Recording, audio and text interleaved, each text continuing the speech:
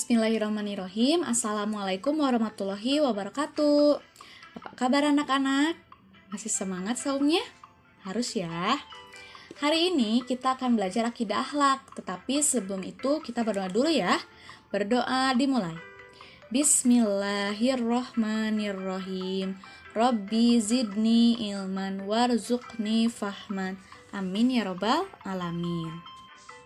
Nah, anak-anak, pada hari ini kita akan belajar tentang akhlak tercela 2, yaitu menghindari sifat malas dan malas. Jika di buku paket, anak-anak boleh buka halaman 154 ya. Nah, sebelum ke materinya, kita bahas dulu tentang akhlak tercela.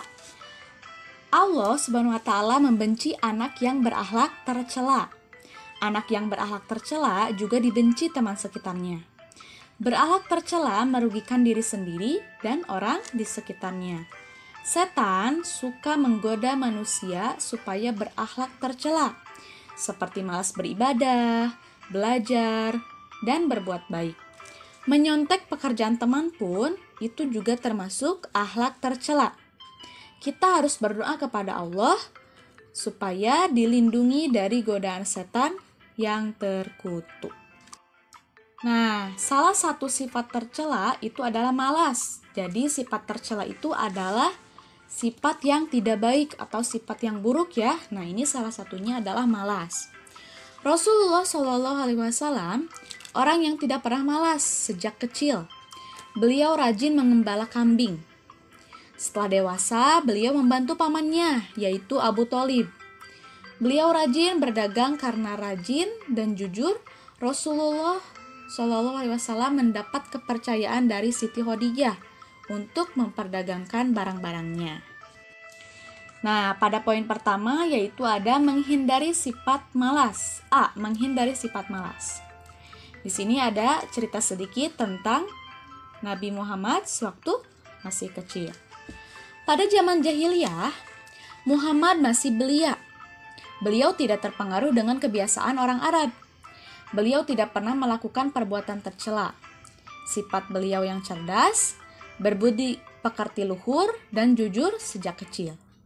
Rasulullah pun mendapat sebutan penduduk Mekah, yaitu dengan gelar Al-Amin.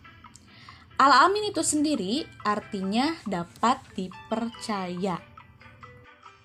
Nah, ketika Nabi Muhammad berusia 12 tahun, beliau ikut pamannya berdagang. Tadi pamannya yaitu Abu Thalib. Beliau berdagang ke wilayah Syam. Sejak muda, Muhammad senang menggembala kambing. Beliau rajin dan tekun. Nabi Muhammad tidak pernah malas. Beliau bertanggung jawab mengawasi dan menjaga kambing-kambingnya agar tidak ada yang hilang. Nabi Muhammad termasuk pemuda yang rajin. Nah, ketika Nabi Muhammad berusia 25 tahun, Muhammad mendapat kepercayaan dari Siti Khadijah. Siti Khadijah ini adalah seorang janda kaya di Mekah. Lalu saat itu pun Muhammad pergi ke Syam membawa dagangan Siti Khadijah bersama Maisarah, yaitu seorang pembantu Siti Khadijah.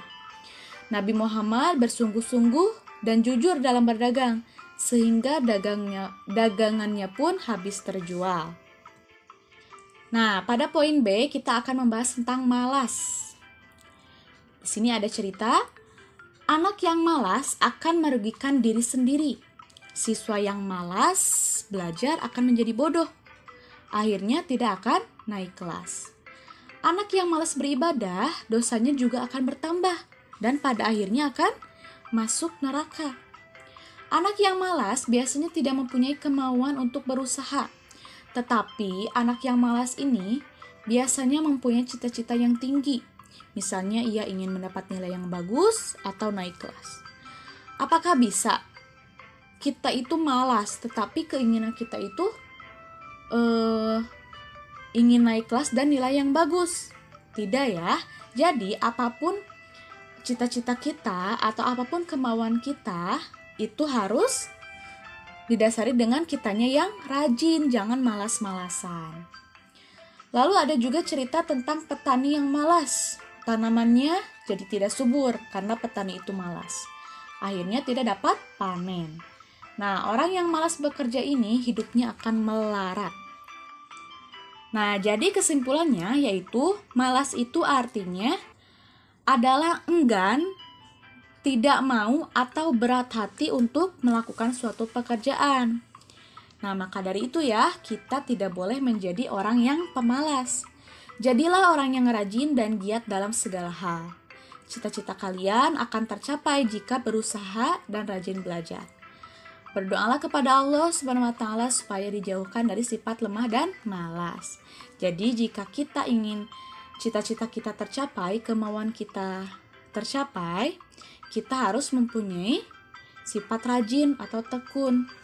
Tidak boleh menjadi seseorang yang pemalas. Nah, alhamdulillah anak-anak, selesai materi hari ini. Singkat saja ya. Terima kasih sudah menyimak. Semoga bermanfaat. Setelah ini akan ada tugas, jangan lupa dikerjakan ya. Wabillahi taufiq wal hidayah. Wassalamualaikum warahmatullahi wabarakatuh.